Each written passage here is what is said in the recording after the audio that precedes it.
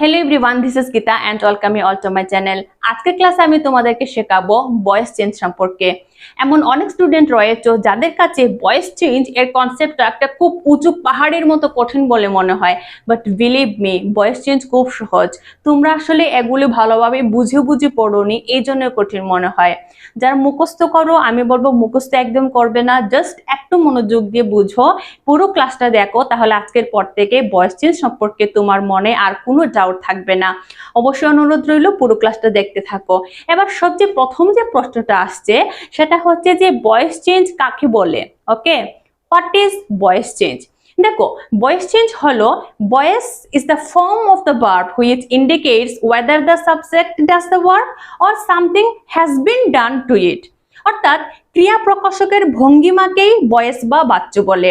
ক্রিয়ার প্রকাশভঙ্গি বলে দেয় কর্তা কাজটি নিজে করছে না কর্তার দ্বারা কোনো কাজ সম্পন্ন হচ্ছে।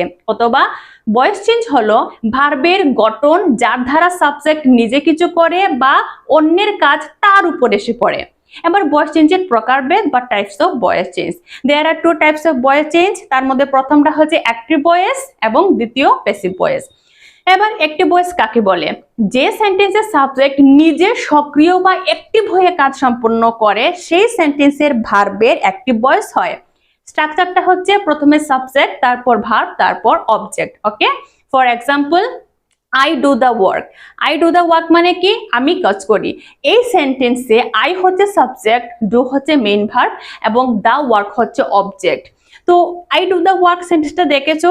এবার এই সেন্টেন্সটাকে যখন প্যাসিভে নেব তখন কি হয় সেটা আমরা দেখব। কিন্তু প্যাসিভে নেওয়ার আগে আমাদেরকে এটা জানতে হবে যে প্যাসিভ ভয়েস কাকে বলে।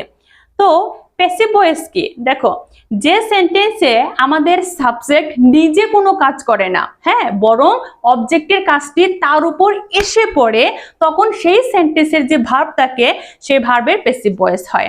স্ট্রাকচারটা হচ্ছে প্রথমে অবজেক্ট, তারপর বি ভার্ব, তারপর মেইন ভার্বের পাস্ট পার্টিসিপল ফর্ম, তারপরে বাই বসেই আমরা সাবজেক্টটা লিখে দেব।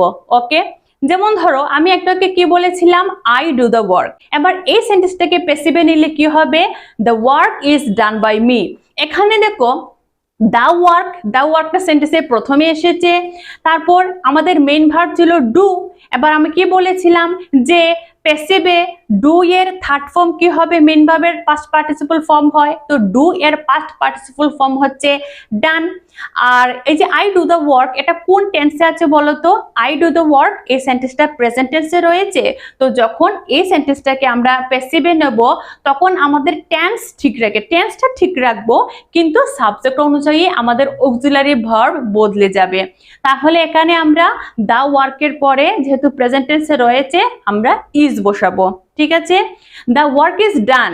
আর কি বলেছিলাম? I do the work, subject I ছিল। এবার সেই আইটাকে আমরা অবজেক্টের জায়গায় বা সেন্টেন্সের শেষের দিকে নিয়ে যাব। তো এই আইটা বদলে হয়ে যাবে মি এবং তার আগে আমরা বাই বসাবো। যখনই কোনো সাবজেক্ট অবজেক্টের জায়গায় গিয়ে বসবে তখন তার আগে আমরা কোনো সময় বাই লাগাতে ভুলবো না। সব সময় সাবজেক্ট অবজেক্ট হলে তার আগে আমরা বাই বসাবো। এবার দেখো, অ্যাক্টিভ ভয়েসকে প্যাসিভ ভয়েসে রূপান্তরিত করার কিছু নিয়ম রয়েছে। রুল নাম্বার 1, অ্যাক্টিভ ভয়েসের সাবজেক্টটি প্যাসিভ ভয়েসের অবজেক্ট হয়ে যায়, এই যে একটু আগে বললাম। আবার অ্যাক্টিভ ভয়েসের অবজেক্টটি প্যাসিভ ভয়েসের সাবজেক্টে রূপান্তর হয়। মূল ভার্বের পাস্ট পার্টিসিপল হয় এবং সাবজেক্টের টেন্স অনুসারে অক্সিলারি ভার্ব বা বি ভার্বে বসে। ওকে, রুল নাম্বার 2, ইনডিফিনিট টেন্সে আমরা কি পাই? দেখো, প্রেজেন্ট ইনডিফিনিটে এম ইজ আর পাই, পাস্ট ইনডিফিনিটে ওয়াজ ওয়্যার পাই এবং ফিউচার ইনডিফিনিটে আমরা শ্যাল বি, উইল বি এই অক্সিলারি ভার্বগুলি পাই। কন্টিনিউয়াস টেন্সের প্রেজেন্ট কন্টিনিউয়াস টেন্সে am being, is being, are being, past continuous টেন্সে ওয়াজ বিইং, ওয়্যার বিইং এবং ফিউচার কন্টিনিউয়াস টেন্সে শ্যাল বি বিইং অথবা উইল বি বিইং বসে। এবার পারফেক্ট টেন্সে কি হয়? প্রেজেন্ট পারফেক্টে has been, have been, past পারফেক্টে had been, আর ফিউচার পারফেক্ট টেন্সে শ্যাল হ্যাভ বিন অথবা উইল হ্যাভ বিন বসে।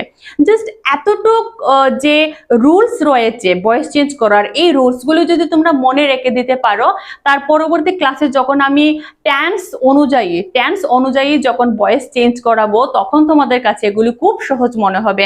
তাই অনুরোধ রাখবো যে টেন্স অনুযায়ী যে রুলসগুলো তোমাদেরকে বলে দিয়েছি, কোন টেন্সে কোন অক্সিলারি ভার্ব বসে, ওকে, সেগুলিকে তোমরা একটু পড়ো, বুঝে বুঝে পড়ো, মনে রাখার চেষ্টা করো।